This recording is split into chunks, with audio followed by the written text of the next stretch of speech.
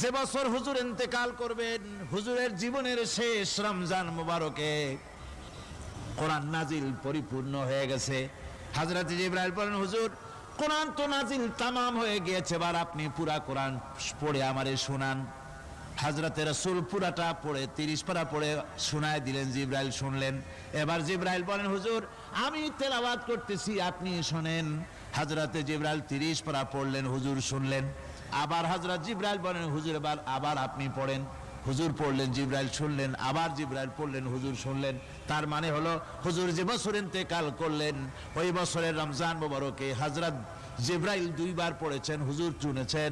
আর হুজুর 2 বার পড়েছেন, জিবরাইল শুনেছেন, যাতে করে একটা জের জবর, একটা আয়াত, একটা সেমিকোলন যেন বাদ না পড়ে যায়।